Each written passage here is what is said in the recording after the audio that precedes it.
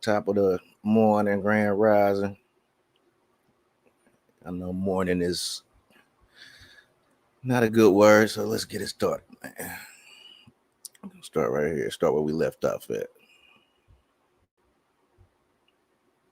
August 13th. What's going to be live?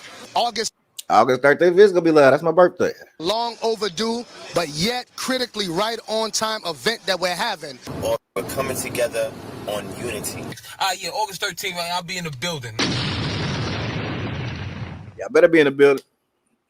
Birthday. Question mark. Let's go. Now, so when people are paying taxes, they think they're paying taxes to the United States Treasury, don't they? Yes, they do. It's been dissolved. What year was that? This was actually, then you must know history, from Woodrow Wilson when he met with the popes, representatives of the popes of Rome and the bankers of England off Jekyll Island in Georgia to counter Noble Drew Ali, because he set up the Old Canaanite Temple in 1913. Then 1933, Roosevelt backed that up because they're slow walking to undermine the republic, which is our constitution contract that keeps them in check, right?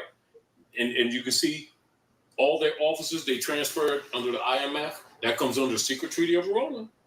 You understand? And so the people are paying the popes of Rome. They don't know that the IRS belongs to the Jesuits. They're paying the IRS, which is a private, foreign, religious, for-profit corporate entity collecting taxes against their dumb Negro slaves who don't know that they're not Negroes, who swear they saved and swear they know history. They're going to tell you about Hikupta and don't even know what's going on in their face right now, and they're paying for their own enslavement. Okay, let's step back for a moment. Let's see if we can apply this to what we're experiencing Yes, today. exactly. It is said that there are government officials that would like to tax the very rich. Exactly. This is the big argument that we get now. It's for Making the rich over $250,000 pay their taxes. Yeah, pay their share. As it relates to what we just discussed, what should a brother or sister right out here on the street, if we could tell them something about between this and the realities of what we're listening to? The real to? deal is that they're not supposed to be paying any. Number one, they're not corporations. What did Governor Romney mean when he said that corporations are people too? Because they are. That was created. That's the straw that was created with the 14th Amendment when they closed the Freedmen's Bureau. That's where they registered Negro, blacks, and colors as Christian property, moved exactly like real estate. That's the double standard of law that our people keep talking, but they can't name it. You know, we keep talking about the dog and challenge, they can't name it. And so when we come together, we're always spewing emotions, but we don't have any cure because we don't know what's in operation. This tells you what's in operation. And when you know what's in operation, then you can produce stuff like this, because this is how you counter it. You counter it with knowledge. This is the IRS coming after the brother, right? This is not only 1 year, then he responds to them in propria persona, flying his colors. Would you say that that's just an example. That with this entity knowledge saying that they're coming after him, the IRS, yes. Are we saying that it is the popes? The Jesuits doing this? It's the Secret Treaty of Verona in operation. So the Jesuits and the papacy is coming after folk with the IRS. That's it. If you get a letter that says that you haven't paid your taxes and we would like to call you in for a meeting. Exactly. They are representatives of the papacy. If I do apologize, just give me 1 minute. Mm-hmm. I just hope that I have edit this out anyway. I just hope I have this treaty up. See, because I'm traveling light, because I try to catch a lot of trains getting here. If I could just, you have the treaty rolling with you? Actually, I don't, brother. It's 7:46 now, brother. Your time is good? Your time is good. Let's get this done. Okay. See, because I got till about 8:50. Yeah. I'm about a half hour. Yeah, because, you know. I got about a half hour. All the trouble I done ran on these trains trying to get here, I'm finishing this. Where are you going now? We'll go to the theater after we leave here. How you going to get there? Or catch a train, get no, man, I'll drive you down. I'm going. Appreciate that. Yeah, because I'm parked right on the corner, so I'll just drive you over. Oh, if you got to leave. 8:15. Larry, Larry probably dropped him You off. think I'm staying here all night, man? I leave that couch rolled up. Yeah. Yes, sir. Doc. Go ahead. As an example, and just this ain't the tree running, but as an example, when you're dealing with problems of people, and you're in a leader position, you have a responsibility to deal with real world politics, not with emotions. This is congressional records that will give you what? The original 20 sections to the original article of Amendment 13. Now read here, Article 12 as an example. That's congressional rule. The traffic, this is section 12. Yes. Basically, this is what we call Amendment 13. Yes. Remember in the books now that they give our children, you only have 2 pieces. Oh, yeah. You only got 2 pieces. Oh, yeah. As a matter of fact, take this with you, Doc. Oh, please, yeah, man. Because, Because, we're constitutionalists. So yeah, well, I carry this with me. Oh, yes. I carry Constitution. I carry 2 constitutions with me. And basically, the amendment is a very short piece. Yes. I mean, the 13th Amendment looked like that. Yes. Section 1, Section 2. Yes. Now look. But now, how many sections you say is here? Here's the congressional records. Now this is back to the point, and this is what I'm saying to you: how our people are being educated, and they think they're being educated. That's social engineering, connotative linguistics. Now we're taking this. Now, as you can see, it's copied directly from the Congressional Globe. This is because people will say, "Oh man, y'all Moors making this stuff up. That's that Moorish thing, right?" We deal with knowledge. Read that. Okay. Now read that yourself. No, read this. Would it work? Now read. Here's Amendment 13. I see that there are 2 sections here. Section 1, neither slavery nor involuntary servitude, comma, except as a punishment for crime whereof the party shall have been duly convicted, comma, shall exist within the United States, comma, or any place subject to their jurisdiction. Section 2, Congress shall have the power to enforce this article by appropriate legislation.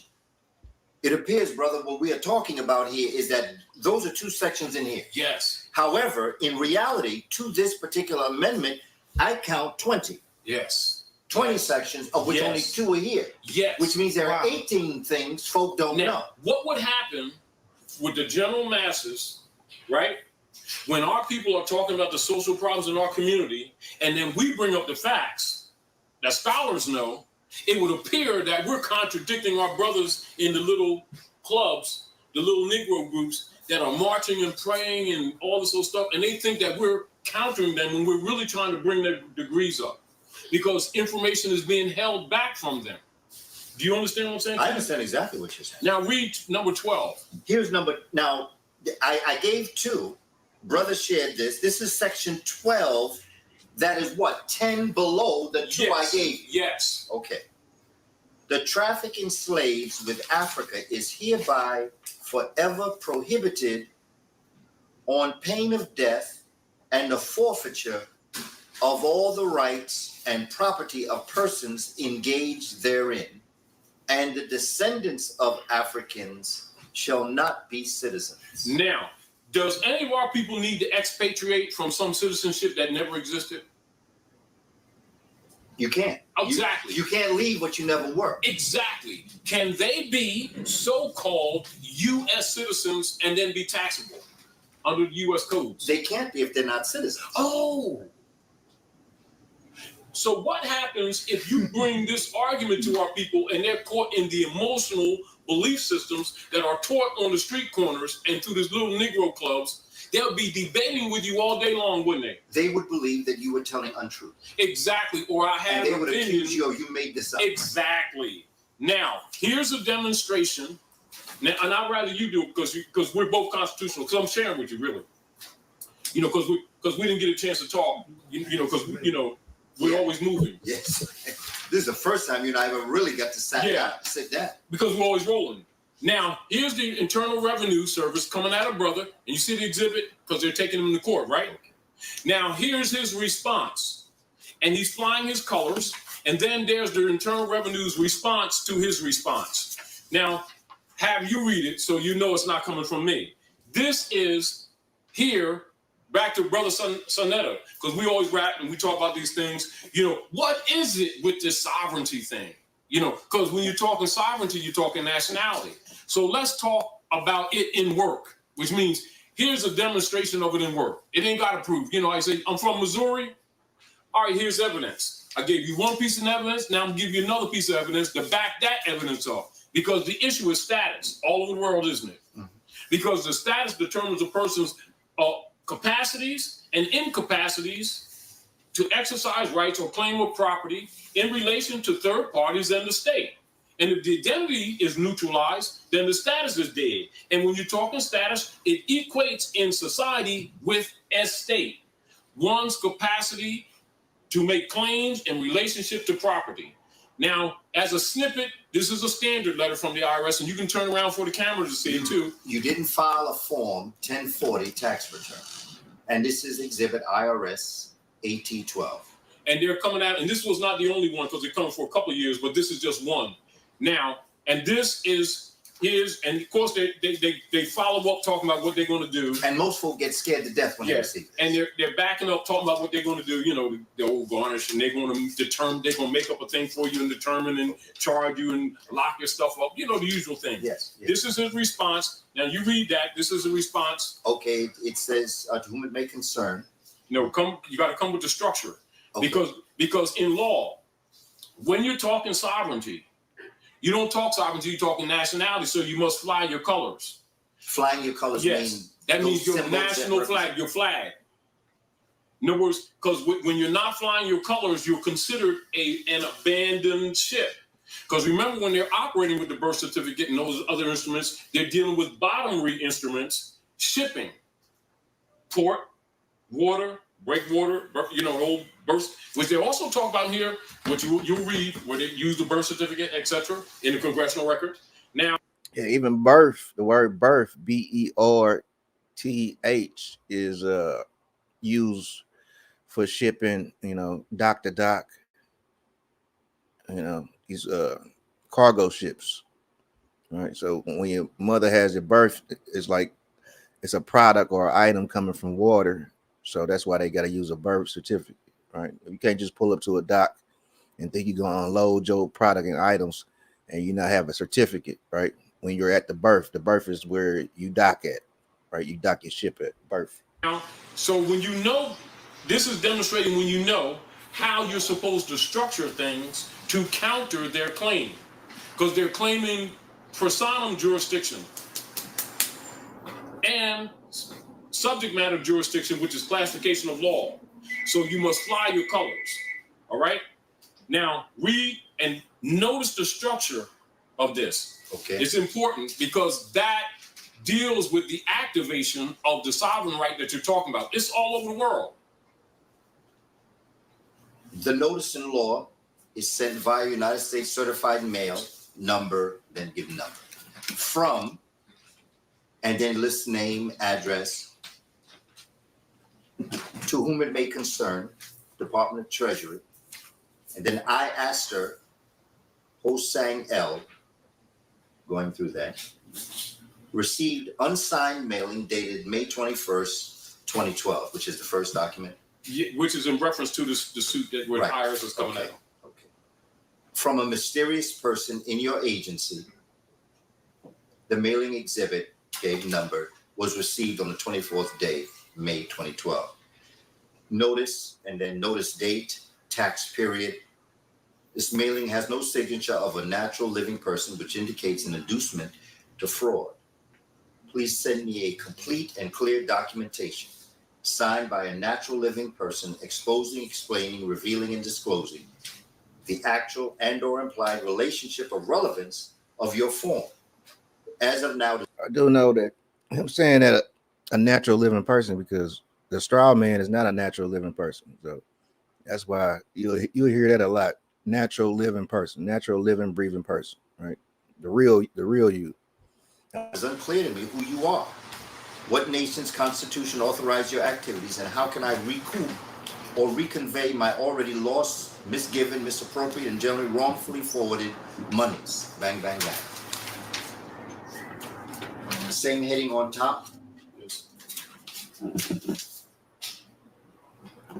Take notice that this correspondence, your mailing, and future correspondence will be published on the Moorish Nation publication website. Please send all further correspondences in care of. Notice to the agent is notice to the agent is notice to the principal. Notice to the principal is notice to the agent. It's got a Morris stamp. In good faith, trust, truth, and honor, I am. His signature, 5th day of May. CC's Honorable Eric Holder, Douglas Shulman, High Commissioner, United Nations, International Court of Justice, Vienna Convention, treaty violations, etc. Minister Taj Tariq Bey, Great Seal, National Association of Moorish Affairs. Enclosures. Copy of mailing from Internal Revenue Service, 4 pages. This is page 2 of 2. This is their response to his response to their claim. Okay, now this is dated July 24th, 2012. And this is from the IRS. We received, Collection Operation Manager, and dated Stephanie Perry. Dear taxpayer, we still haven't identified. Dear taxpayer, thank you for corresponding to our inquiry about the above tax return. Based on your information, we agree that you aren't legally required to file a tax return for the above tax periods. Woo. We are taking no further action at this time, but may need to contact you again if other tax issues arise. You don't need to reply to this letter. If you have any questions about this letter, you may write to us at the address shown above, or you may call us at 00 individuals or 1-800-businesses. For non-case related questions, you can also check on our website at www.irs.gov. Sincerely yours, Stephanie Perry, Collection Operation Manager. Now that's exercising. That's exercising nationality. And it was corrected status, but that's also understanding this. So you're not dealing with emotion. You don't get no lawyer. You don't get nobody march, and you don't protest. If you're of a nation, you use national and international law. That's what you're supposed to do. That's why Obama signed rights of indigenous people when he came back. That's what we're supposed to be exercising. That's it in operation. You understand what I'm saying to you? I understand. All right, I need you to now I understand now. Cross-examine the brother. So when we're enforcing Constitution, that's enforcing Constitution. Mm-hmm. You understand why? Because we got treaty. Their obligation, Article 6 of Constitution. All debts and contracts entered into before the adoption of this Constitution. He keeps saying Constitution because the Constitution is the law of the land. They got us under the law of the water, right? Like, that's what I'm saying. We talk about births. We talk about ships. You know, they confuse you with the birth certificate when they talk about birth as in BERTH, the shipping of items from different countries and stuff. So that's why he keep on bringing up the Constitution, because the Constitution is the law of the land. That's the law that we're supposed to be under, right? Shall be binding, not for, against the United States, under this Constitution as under Confederation. And all treaties made or which shall be made under the authority thereof, what shall be the supreme law of the land. And if you don't have a nationality, you ain't enforcing no treaty. See how simple that is? And this is in an operation, which means that ain't discussing opinion. That's demonstrating it.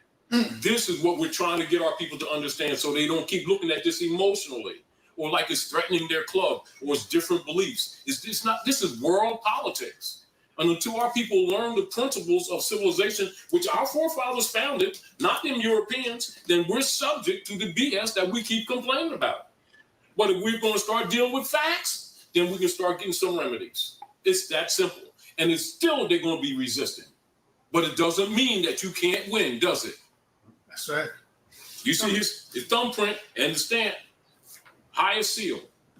Do you understand? And so when people keep saying, you know, and this is again where a lot of people, even more, misrepresent this information because they be trying to make people followers in clubs. They ain't a club, it's your birthright. Do you understand what I'm saying to you? And it doesn't matter what club you belong to. We're all one. And this is why you see even the brothers on the west side, et cetera, with all the so-called Indian tribes, everything. That's why you see them dissolving all the treaties with these frauds. And half of them with non-coke and all of them claim their bloodline, Moorish nationality, because that's where the law stands. You know, it's our clubs, our little tribes, yes. But that's where we got divided with each other. That's why there's European rulers in our own land. You know what I'm saying? Because we got caught up in these little tribalisms and thinking that we're going to be supreme. You can't, the sovereignty is not in the tribe. The sovereignty is in the nation, the mother nation. That is the collective nation. You know, and this is where we keep getting tricked. You know, and a lot of people that know these international law principles won't teach it because their little clubs will fall apart. Then they, you know, they can't pilfer off their little follower guys. This is what Malcolm found out. Because this thing is bigger than you think. That's why when we came down to that ballroom, you already knew what was up. Because there's nowhere to go. This is worldwide. Do you understand? Mm-hmm. Why do you think they closed the books? They killed King, was he 33-degree Mason? He knows.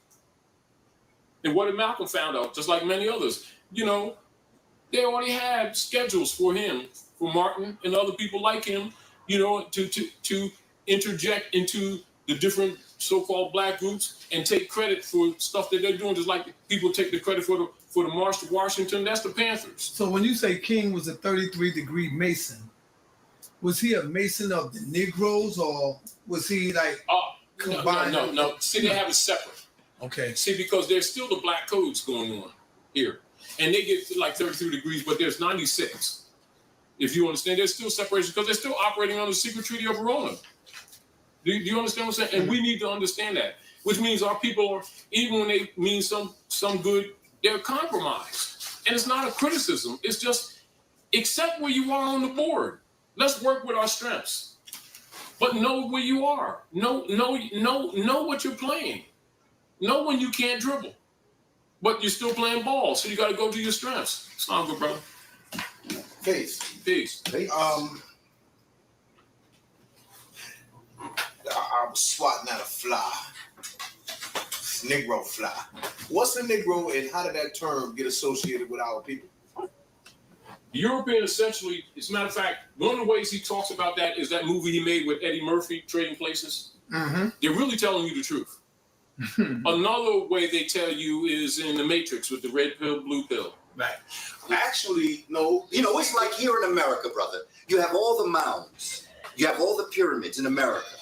Okay? That's like Bill Clinton and George Bush claiming their ancestors built that. It's like Israelis claiming that their ancestors built the pyramids. They were not in the area at this time to have even thought to build these. Well, as a comical aside, I'd like to know. Now you see why we call them. No, as a disagreeable. It's wonderful, man. As a comical because if I'm on aside, my game, I got to be able to respond. Otherwise, I need to shut as up. a comical aside, I want to point out that the Israelis do claim that they built the pyramids. They just claim that they built them under the lash of a slave master. Right? Oh, yeah. But they do claim. No, that that's what I'm saying. Opportunity. Oh, no, that's what I'm saying. Opportunity. But we know by history that these individuals that are going to come out of the city of Ur, which today is called Odessa, we know they don't even, by their own account, they claim to have left Ur, which is in Iraq. Yes. They claim to have left 2000 BC. The pyramids were already up and running 880 years, if not thousands beyond that. Before that. So they could not even have touched the pyramids. The pyramids were probably ancient by the so-called people that are Haibri. We use the word Ibri, Haibri. Not to now mention the fact look at this opportunity. Look at this opportunity. And this just shows you how the connotative linguistics work. So we're talking ancient history, and then we're saying how they said the slaves wasn't no slaves. That is totally modern connotative thing until the Russians went down and took over the Slovakian nations. That's where the slave comes from because it's actually a nationality. Mm-hmm. Connotatively, when it's applied to a condition, that's connotative. Yes. When in denotatively, it's improperly used. Yes. And this is again, so when we're doing research, denotative means the actual meaning. So connotatively is what the masses of people believe a word means, right? But denotative means that's the actual meaning, right? Slave is the Slavic people. It's a group of people. In history, back to the point, and it's back to what you're saying. When we really do the research, Greece didn't exist. When you do it, but it doesn't mean that the dynamics that we're talking about didn't take place. That's right. And Rome is a structured illusion. Yes. Again. Yes. And so when we're talking about the symbol of the Etruscan symbol with the dog, right? The wolf, the Etruscan wolf. Yes. And then you got Romulus and Remus under them. Romulus killed Remus, etc. And then it's Rome. It's really talking about the hybrids. Really, in truth. And so the deal is what we recognize when you start doing really honest research, and this is back to even as the brother was breaking it into the history of the brothers in the South and the North. One of the reasons why we fell, truthfully, is because we started violating our own laws, enslaving our own people. Now that's the real deal. It's not that it's separate people, the Africans over here and then the Africans over. No, we were enslaving our own people and violated our own laws. That's one of the spiritual reasons why we fell. That's right. And this is also one of the and not only that, we had Muslim slaves, Christian slaves, etc. And all these Europeans did was take over some of these Moorish Bonnevilles, if you understand what I'm saying to you. And this is really, and then we call them plantations. And right as they teach the history now, they keep talking about, or like even if you look at the movie, right, The Birth of a Nation, the first showing was under Woodrow Wilson, right, in the Casablanca, in the White House, right? And here you go, right? They'll show you, right, Moorish. They'll show you Moors as blacks, senators and congressmen eating watermelons and chickens, and then what do they do? Step down or die. And so what happens? Our people are so emotionally talking about racism because that's the password that they're not paying attention to the fact that those are Moors that are congressmen and senators. So thus they don't know their own history here, and that's why they teach that George Washington was the 9th president, and the record shows was the first, and the record shows he was the 9th. Is to disconnect you. But this is back to and so in the issue, back as we bringing this thing together, what we're looking to do, how can we bring Dr. Hiawatha? How can we bring remedy now? We know that the history's been convoluted. We can discuss that forever. Let's talk cures. So when, as you read the article, the real article Amendment 13, you know how they're teaching it to our people, and you know what the congressional record says. That's a contradiction, right? Now, we're in the Maghrib. Now, so they're talking, because when you're talking nationality or sovereignty or rights in society, you're talking nationality. And so when you're talking citizenship, you're talking nationality. So let's go again to congressional records. Let's go to their own records, right? So let's go to their own records, and we're talking about expatriation, because a lot of people, Europeans and Asiatics, is trying to sell people expatriation packages for $500 and all that stuff, citizenship stuff. So let's show how much of a fraud it is. Let's go to the record. Let's get off the emotion. Let's first deal with the facts, then go take a position. Whatever position we take, fine. But first deal with the foundation. And will you share with us, Doctor? Before I do this, because I'm going to bring my contribution to just to a pause here, because there are things. The remedy, I believe, brother and sister. No matter how we look at this, they have never had the power to be able to come in and take us over. They've always taken advantage of us fighting amongst ourselves. Exactly. Wherever I go into our history, I see it. Exactly. You can go back to most ancient times, and you can go to the day before yesterday. Exactly. Divide and conquer. That's the bottom line. Whether it be, and I call it the Willie Lynch syndrome. Yes. Because I don't even care if he existed. Yes. The syndrome exists. It exists, and it's in operation. And it's in good operation. In operation. My key is this. I think that one of the first solutions that we can do is to have a dynamic conversation like this, but still have unconditional love for each other, no matter what comes out of this. I believe that as Brother Taj Bey talks about all these different groups that we have broken ourselves up into, that I think one of the very first things that we have to do, as Malcolm told us, they don't attack you because you're Republican. They don't attack you because you're Democrat or Christian or whatever. They come to you because you are a particular entity. He used the word black. Yes. Now, I believe that one of the most important things that we have to do is take emotion and put it in a trunk for a while. Yes. And understand that our greatest enemy is not the white man, it is ignorance. You all right? And once we fight this ignorance Yes. within ourselves and be able to identify and see it.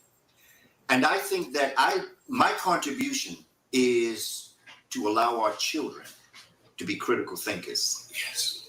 That's the key. Etymology. That's why when you and I were talking, I was getting on that language arts piece, because when you can understand language and you can understand how people are coming at you, you can decipher critically what it is that they're actually saying and doing. Yes. And as I read these books about African slaves were brought to America, etymologically speaking, that's absolutely unacceptable. That's psychological. That has nothing to do with reality. African slaves, because our children say psychologically now, when you look at connotative and denotative, this is like when you and I were talking, I was elaborating on this. When you're talking about connotative and denotative, what you're really saying is that in our children's mind, they're saying, well, they were slaves in Africa, so why wouldn't it would make sense that they would be Africans in America? Yes. Not only that, but they talk about, well, Africans had slaves. No, Africans did not have slaves. Exactly. Because in America, it became a law. It became an institution. There's a book by Kenneth Stamp that's called That Peculiar Institution, which dehumanized the person. Exactly. Within an African context, you might have been in servitude to somebody, whether you were a prisoner of war or whether you did not have and somebody took care of you.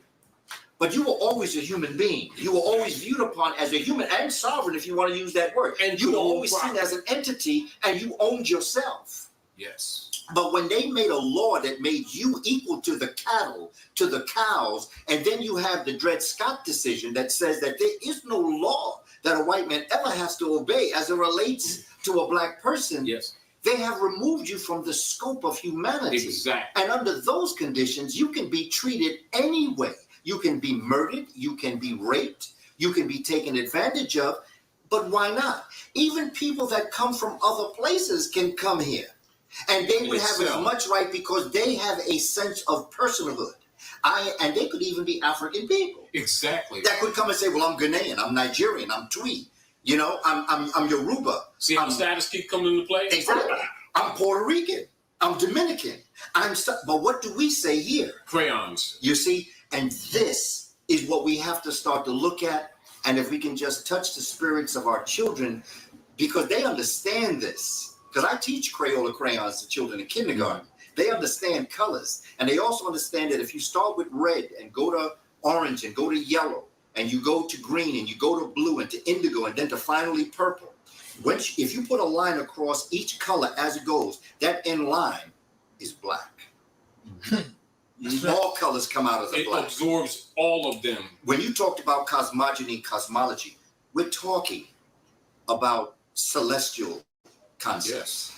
We just happen to be on Earth and we're limited to speak Earth concepts. But we are God having a human experience.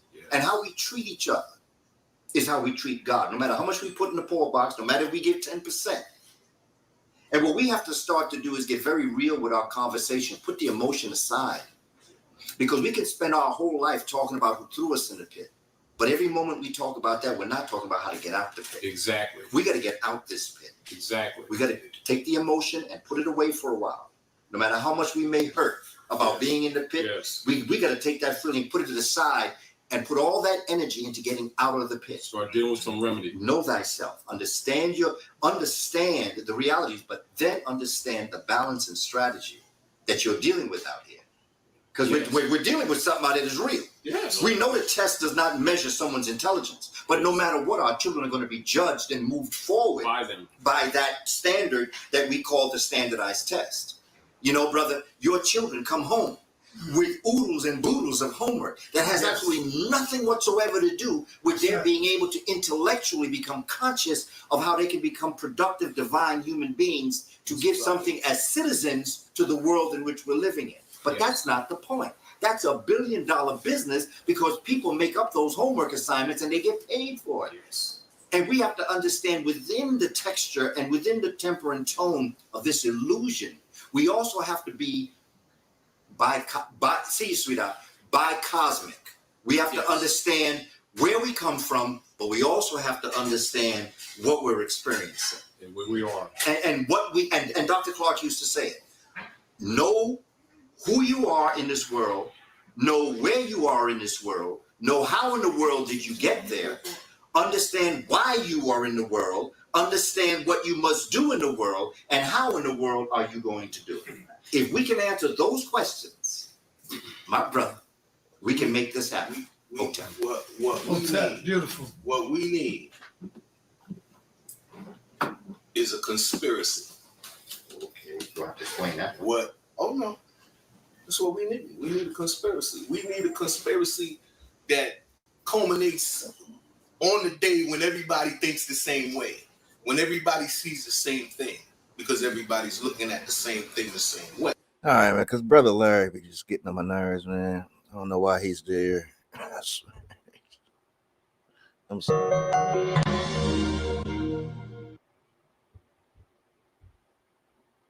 That this is not happening by chance. I believe these things are happening purposely, and I think that this government is allowing these things to happen, and in many cases causing them to happen purposely according to a plan. There is something called dialectics, Hegelian dialectics, we can get into later, but the whole idea is to cause people to be frightened, and in order to frighten people, frightened and fearful people will do things for you. They will submit to you if they're sufficiently frightened. And so the governmental context of what I'm saying is that the government of this country wants people to be frightened. That's why they're continually turning criminals back out into the streets. They go in, they kill 15 people in a McDonald's. And that's crazy because there's career criminals out here that just keep on getting out of jail, but let you get locked up. They're gonna have you in there for 15 years. They get a $250 fine and a 3 years in jail, which is and then when we find out what actually happened, they got 1 year, and the fine was commuted, and so they're back on the streets. They're turning murderers back onto the streets. There's no doubt in my mind that it is not because of loss of space, or they don't have the space for the criminals. They got space for you if you don't pay your taxes. Facts. The point is that they do not want, they want as much chaos in society as possible. It's a very simple.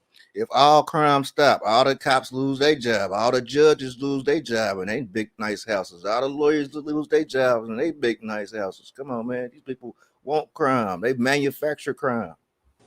The World Health Organization came out a long time ago, and since then the FBI has concluded the same thing, that the truly criminal element in America is less than 1% of the total population of America are truly criminal element. 1% or less are the murderers, are the real serious criminals.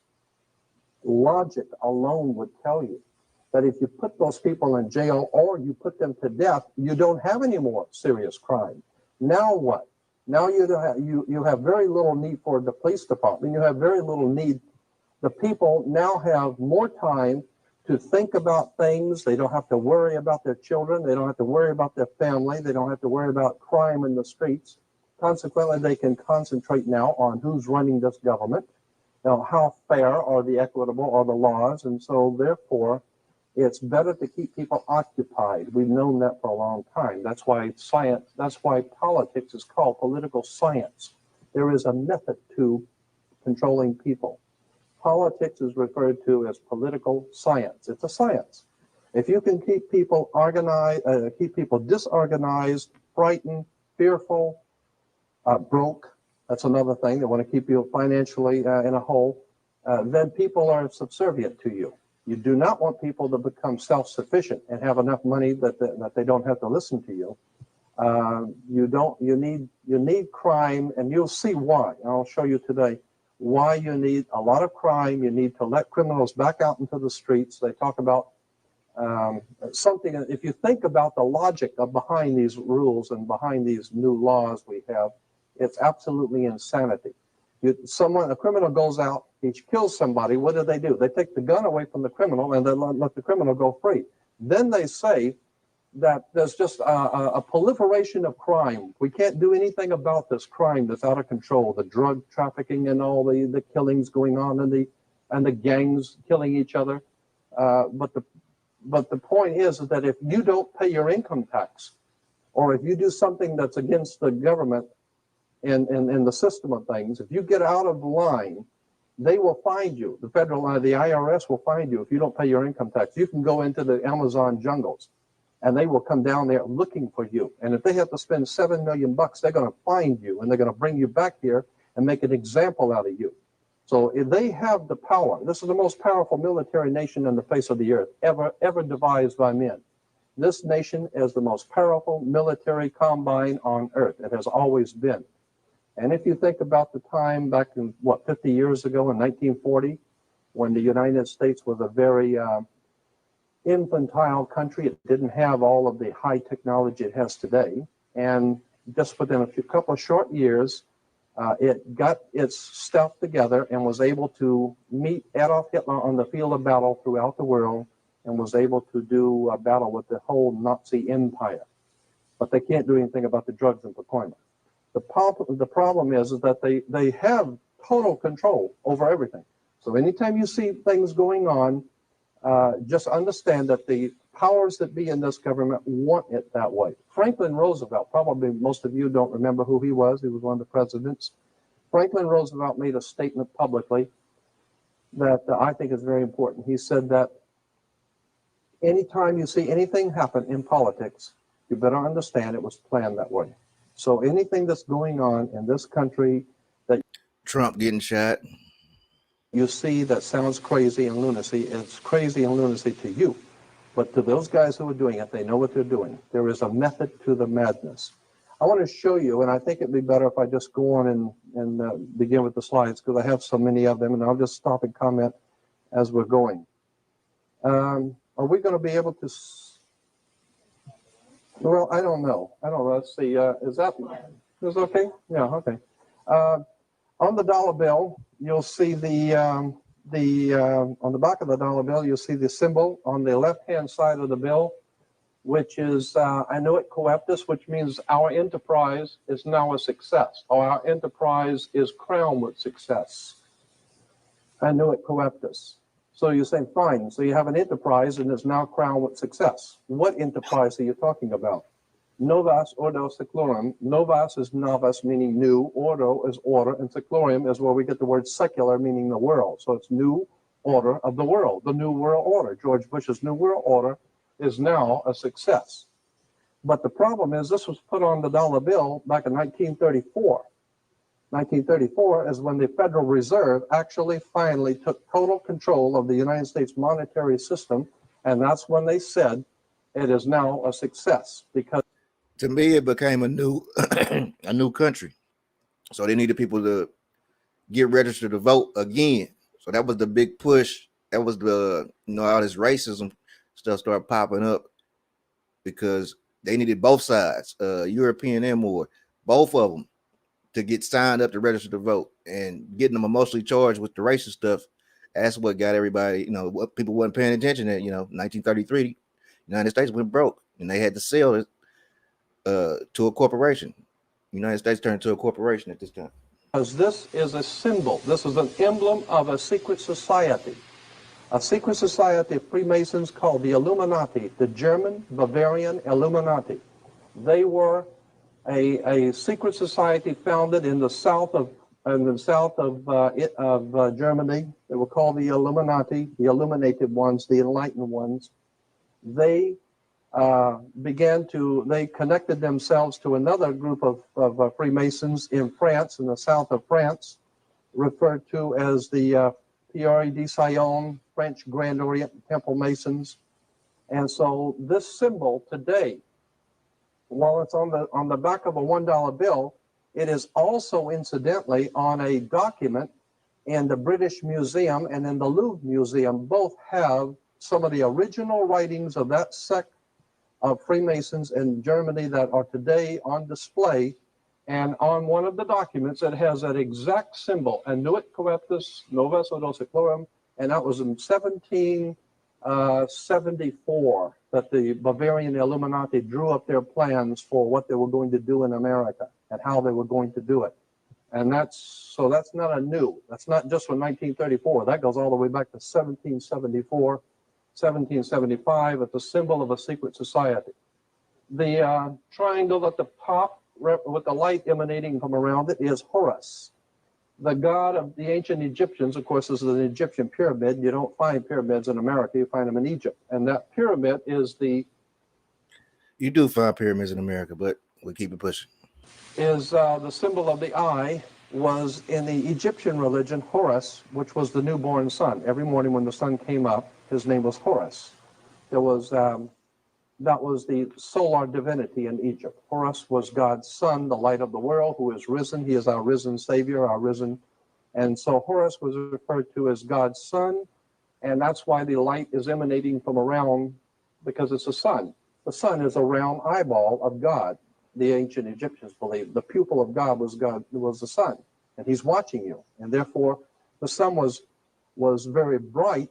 And so today we even say someone who is extremely intelligent is brilliant. They're bright.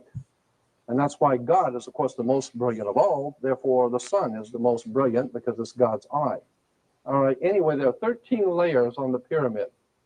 And the 1776 at the bottom is 1776. A lot of people think it's because of the country being founded in 1776. It has nothing to do with that.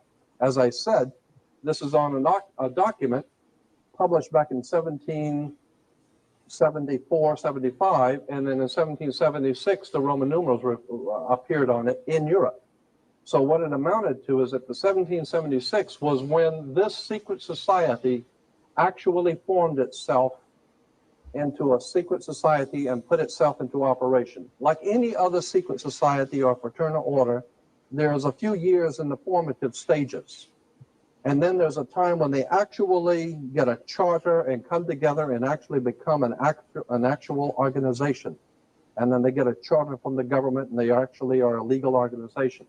They were in operation in the 1760s, 1770s, but it wasn't until 1776 that they actually made themselves into a coherent order, and it was called the Order and Sect of the Illuminati.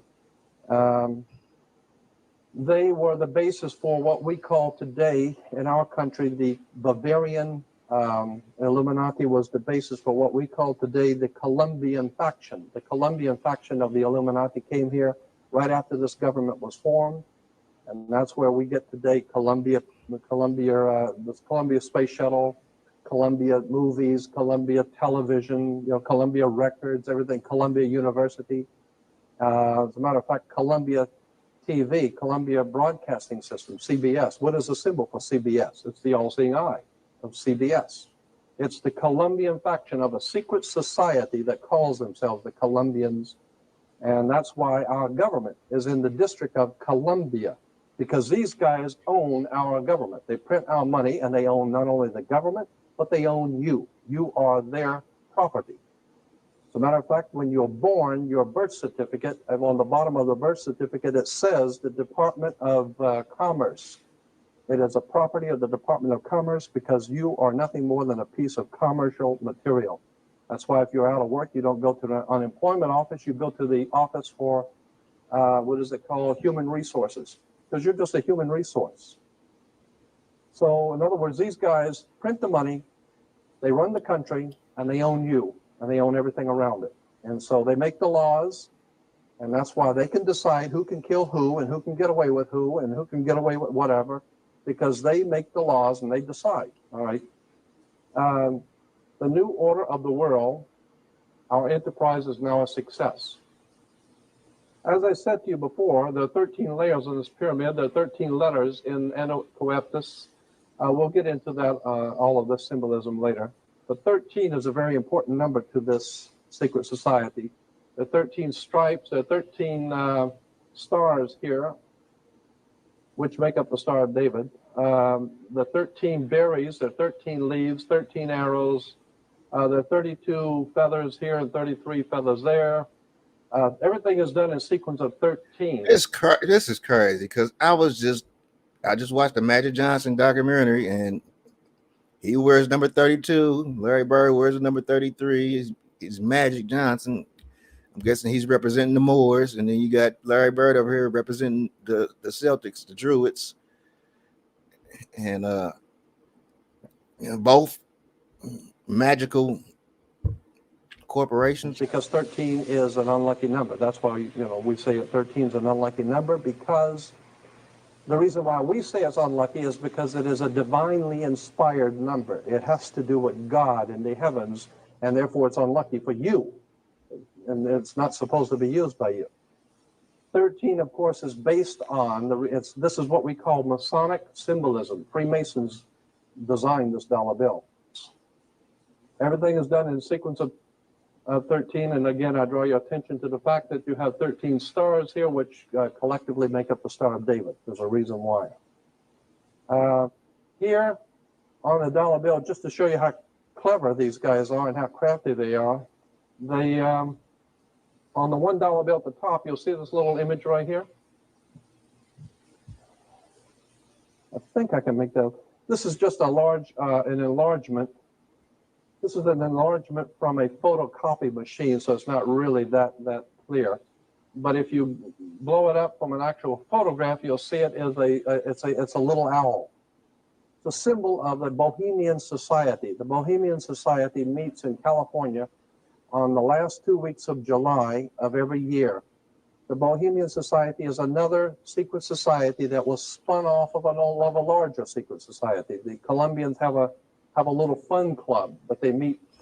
And a lot of people don't know that the owl is connected to, dare I say it, aliens. 2 weeks out of the year in Northern California, and they're called the Bohemian Society. They meet in something called the Bohemian Grove.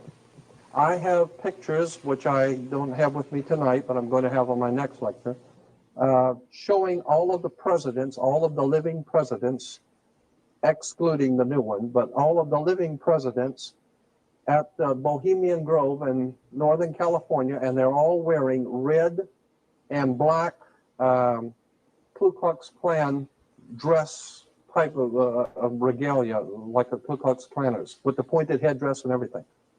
And I mean, that's quite a sight to see presidents dressed like Ku Klux Klan members, right? And they're standing in front of a big open pit of fire, and behind them is about a 20 to 25 foot owl behind them. And the article in Elm magazine and Time magazine, I've got 2 or 3 different magazines showing basically the same pictures. It says that the presidents meet with all of the heads of industry throughout the world, all of the heads of state throughout the world, and all of the most important wheeler dealers in this country, and they all meet up in Northern California, and they have rituals where they go before the owl after midnight. And then what a picture you got, with all the presidents dressed up like Ku Klux Klanners with black and red robes on before an owl. And these are your presidents of this country. And the reason why they chose the owl is because the owl is a symbol used in Europe by secret societies, because the owl is wise, because it sees things in the dark. And the implication is, of course, that's why they are where they are, because they're very brilliant and they know things that you don't know. So they see things in the dark and they put their little owl on the dollar bill. It's just a clever little thing, but it shows you how these guys think. They're dressed up like druids. That's what it is. They dressed up like druids, Celtic druids. Get into Masonic symbolism.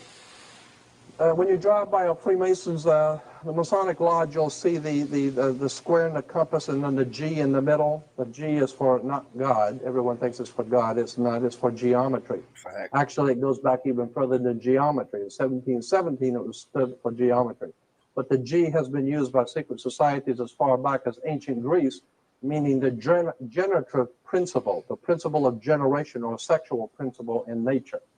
And so when you see that G, just remember it stands for geometry. Now, so talking about geometry, here is a typical geometric figure of a 3-ring square. The circle, the triangle, the square, all have Masonic and spiritual meaning, as you'll see. But here we have the square within the magic circle. Here's the Washington Monument from above, the square within the magic circle. Incidentally, the Washington Monument is the Egyptian obelisk, another, like the pyramid on the dollar bill, another Egyptian symbol, because what America is referred to by the secret societies throughout the world as the New Egypt. That's a term that is given to them in their given to America in their literature, the New Egypt, because our whole laws are based on the ancient magic of Egypt, the white and black magic. That's why your police cars have black and white cars, because it's the idea of black and white magic coming out of Egypt. And, these people who are running this country are really devious. But ain't no black and white people. That's them is Freemason terms, man. Black and white. Just trying to get people about that paradigm. But yeah, the black and white magic. That's why them 80s, man. Go back and look at the Bird versus Magic. And look at it through the eyes of Bird representing the Celtics, and the Druids. These Druids is magical people. And then you go look at the old ancient Moors. Their color was purple, and they were magical people too. And so it's the same two wings on one bird, right? And these are both people who came over here and colonized America. We have the mystic star. I think I'm probably going to have to adjust each one. Here's the mystic star, to give you an example, is a 7-pointed star that's used in secret societies. You'll see it all over. 7-pointed star. Here's the Masonic Orders of Fraternity. Again, you'll see it.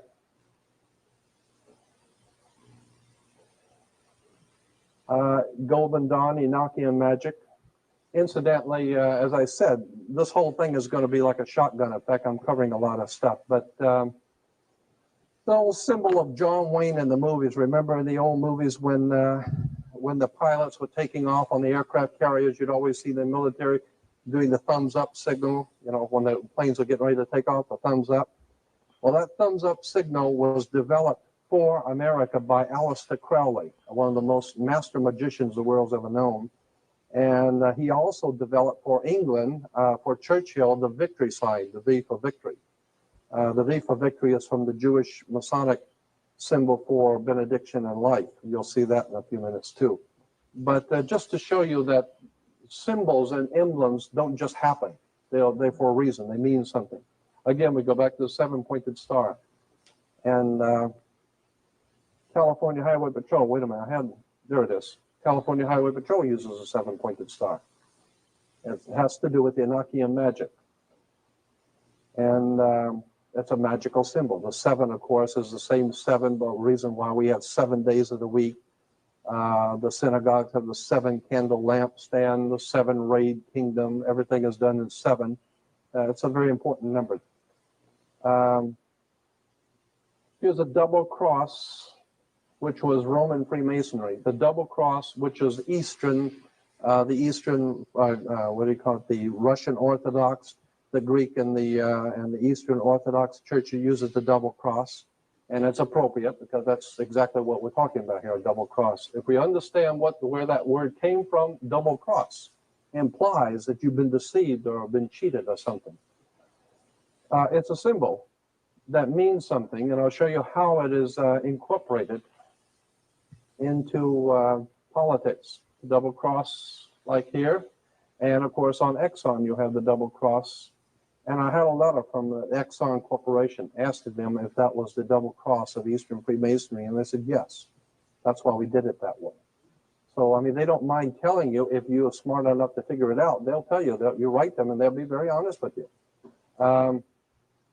Here's interesting. This is probably familiar to you. The 5-pointed inverted pentagram is generally, the inverted pentagram is regarded as something representing evil.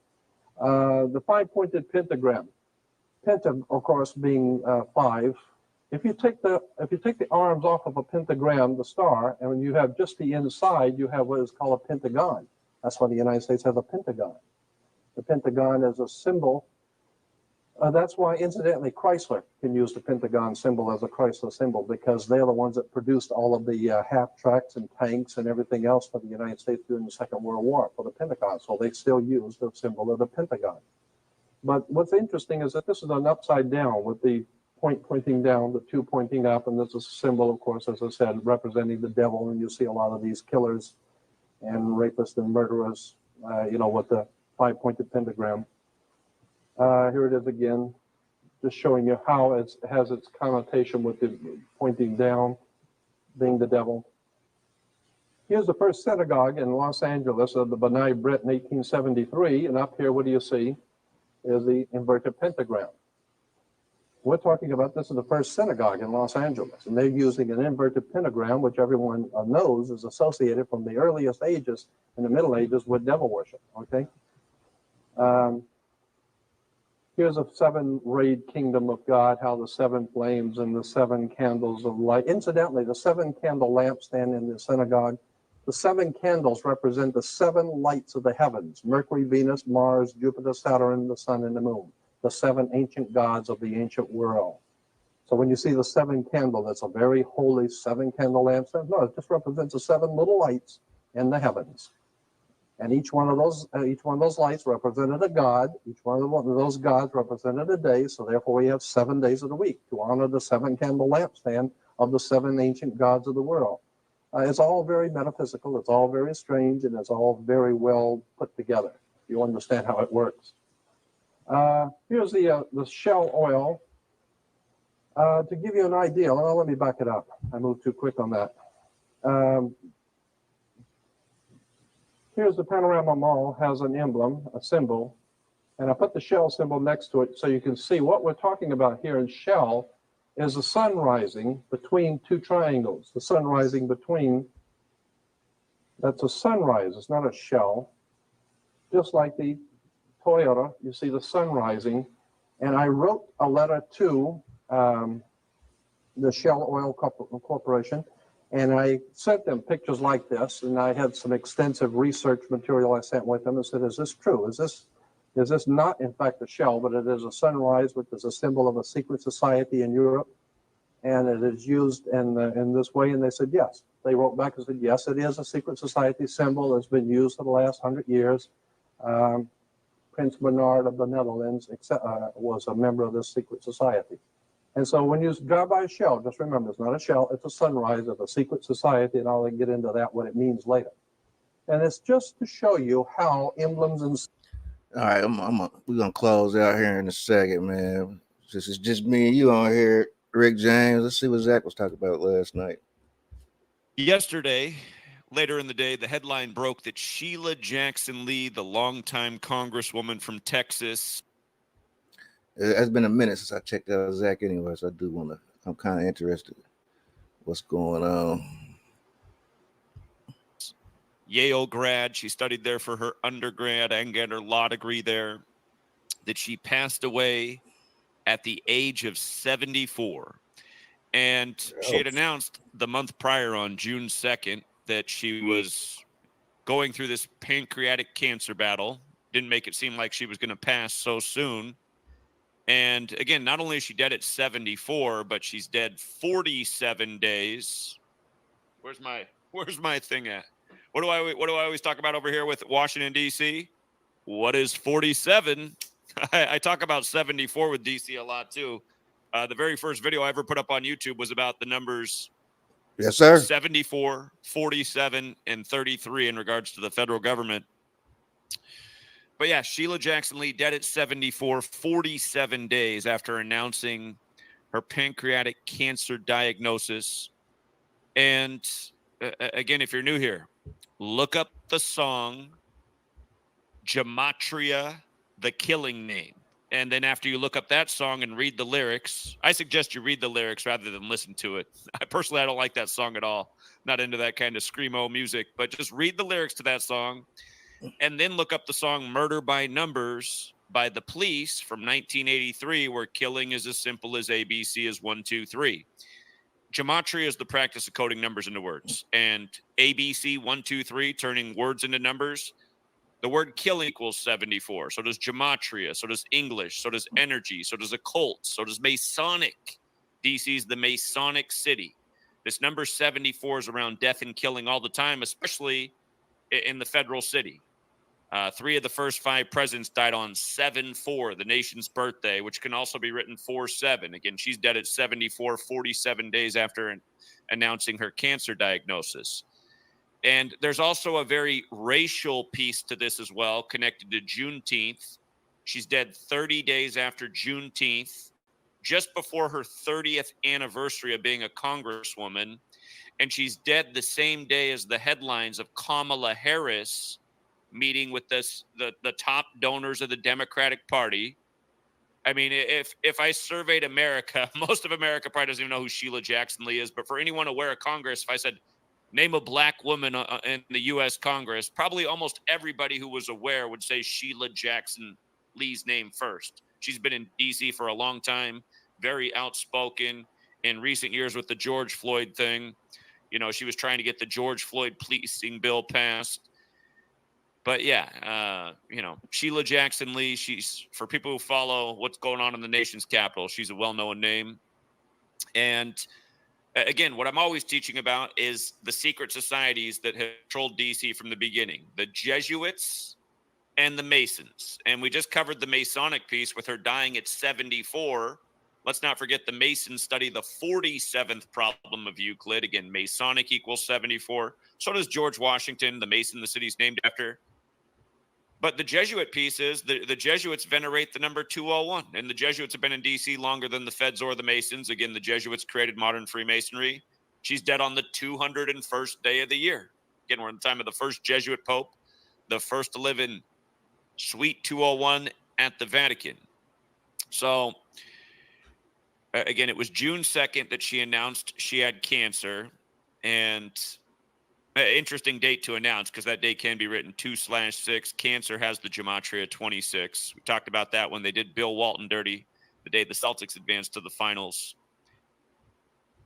6/2 is how we commonly write the date in the U.S. Houston, Texas equals 62. That's where she passed. Sacrifice equals 62. George Floyd 62. Minneapolis 62. We're going to come back to that because there is a sync here with George Floyd and then Juneteenth being made a holiday, and Juneteenth mostly connected to Texas and her being dead 1 month after Juneteenth. But yeah, 47 days later, she's gone. Again, Masonic 74. They study the 47th problem of Euclid. It's why this nation's birthday was essentially moved to July 4th. If you look it up, I mean, the nation's birthday should really be July 2nd. But in gematria, Independence Day equals 74, and everything about this nation's history is gematria perfect because we've been controlled by this Masonic Jesuit cabal from the beginning, and this is how they operate. And ritual sacrifice is very much a part of it.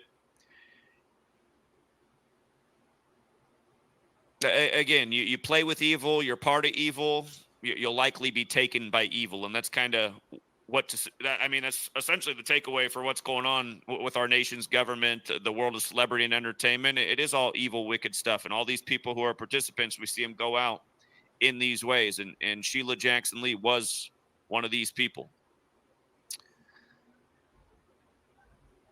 She was no Cynthia McKinney, we'll put it that way. And they got Cynthia McKinney out of Congress a long time ago.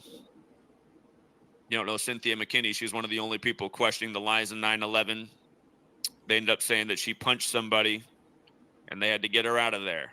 But she was one of the only truth tellers I've ever seen in Congress in my lifetime. Somebody out there's like, what about Ron Paul?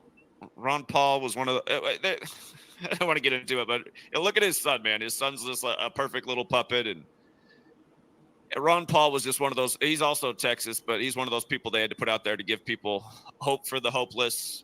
But again, just I'd say another actor on the world stage. Anyhow, you ever heard Ron Paul call out any of what we're calling out? If he was a real one, he would be. Okay, so the Juneteenth piece is huge because we just had the 4th federally recognized Juneteenth last month. And of course, 4 is the number of death.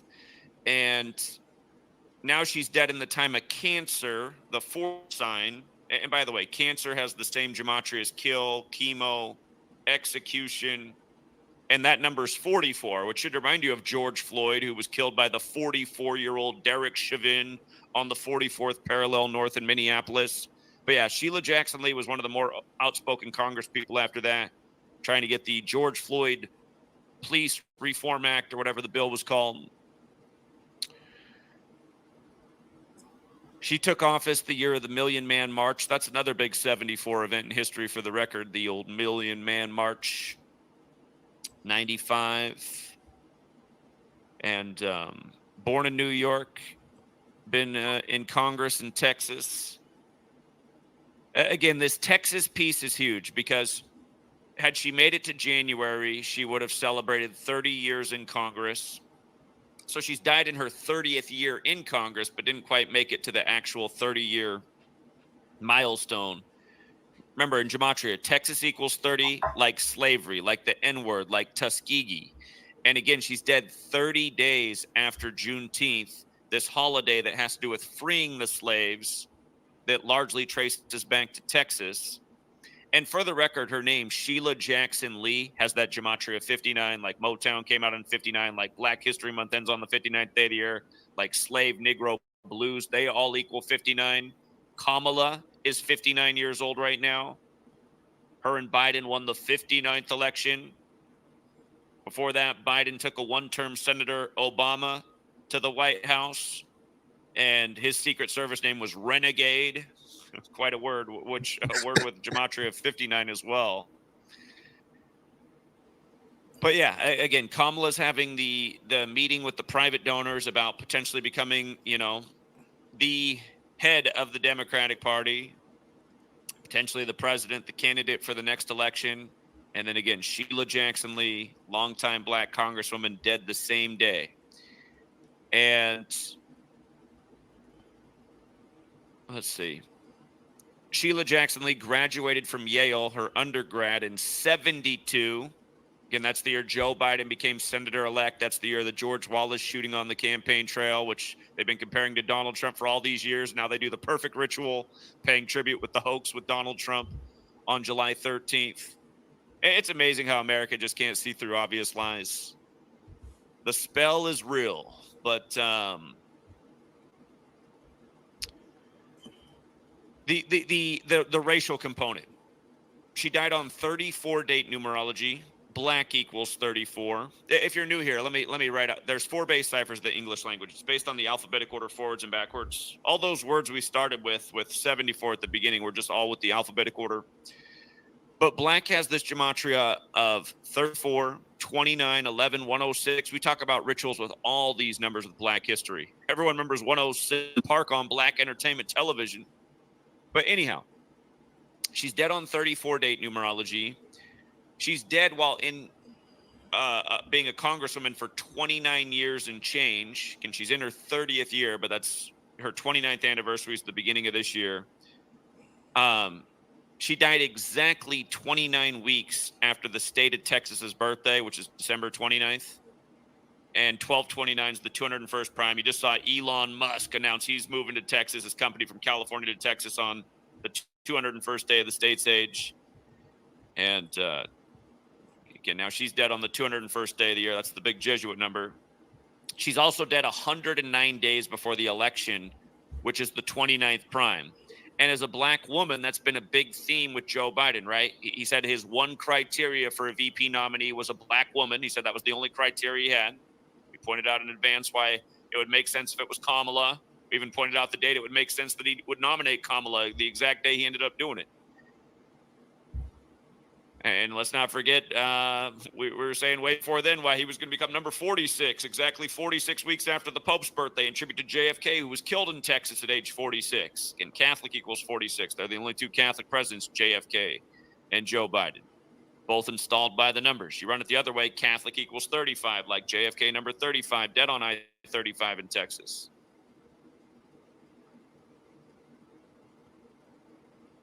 Yeah, I didn't know that. And yeah, I mean, just with all the stuff going on with all the parallels to JFK and even just what they did with Trump, I mean, that is another important point, that this just happened to her, the woman in Texas. The beginning of my research highly focused on the numbers 74, 47, 33. The 74 and 47 is very obvious in this. Again, dead at 74, 47 days after announcing her cancer diagnosis. The 33 is present because she's a member of the federal government. Federal equals 33, like order, like secrecy, like masonry. And then again, just for the post-event 201 era, again, that was the pandemic simulation. And let's not forget, they did event 201 on the day leaving 74 days left in the year, October 18th. But again, ever since October 18th, 2019, we've been hyper-focused on 201 and how important it is to this Jesuit Masonic Illuminati cabal. And again, 201st day of the year.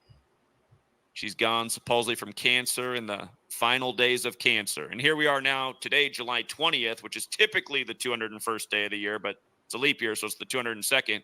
But it's the anniversary of the moon landing in the time of Cancer, when Cancer's ruled by the moon. And again, Cancer has the gematria of 44, like space, like Armstrong. Neil Alden Armstrong has the 201 to go with July 20th, typically the 201st day of the year. So. By the way, you guys, be careful with the comments you leave. You can't say anything, I guess, mean in comments anymore on YouTube. Of course, they've been censoring forever, but today I called somebody a tard, and it was a totally fair comment because their comment was totally tarded. But like in no time, I got a notification from YouTube that my comment had been removed, and if I leave more comments like that, my channel will be terminated. And I was like, can't even call somebody a tard? T-A-R-D? For leaving a tarded comment? God, we've gotten soft. We've gotten so soft. I mean, the real problem should be those people should just be losing their accounts for leaving tarded comments. Who wants to read this shit? The comment I responded to was like, hey, buddy, it's not even the 201st day of the year. It's July 19th. It's like, yeah, in a leap year, that's the 201st day, tard. I wouldn't call people tards if they weren't. And I've known since I was 7 years old that almost everyone in this nation is tarded. It's been undeniable. Who's still voting in rigged selections, falling for bullshit on TV? Only a nation of tards. Can I still say it in the video, YouTube? Anyway. We'll leave it here for now. R.I.P. to Sheila Jackson Lee. I didn't care for her, but none of these people really deserve to be ritually sacrificed. It's too bad she didn't spill the beans about how evil DC was before she went. She kept that inside before they took her life by the code. But one day, maybe one of these people will speak up. And again, if one of these people came out and said what we've been exposing every day, people would listen, because then it would be on the TV and it'd be from a person in a perceived position of authority that's legitimate. Again, that's what all these tards need, right? From all their conditioning and programming, they needed to come from the TV.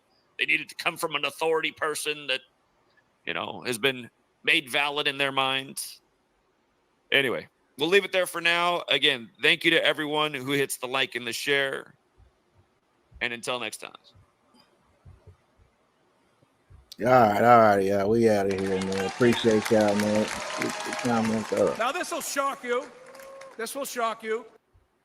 Before we get our Hulk Hogan, man, the fucking greatest. And they tried to kill the next president of the United States. Enough was enough. And I said, let Trumpomania run wild, brother. Let Trumpomania rule again. Let Trumpomania make America great again. All right, yeah, like, comment, subscribe, man. We shout out a few people that was on in the chat. What happened last week Rick when James. they took a shot at my hero? We'll go check out Rick James, what he got going on. And they tried to kill the next president of the United Brother David States. Taylor. Enough was enough. He's in here. I said, let Trumpomania run wild. All right, yeah, like, comment, subscribe, man. We up out of here, man. Peace.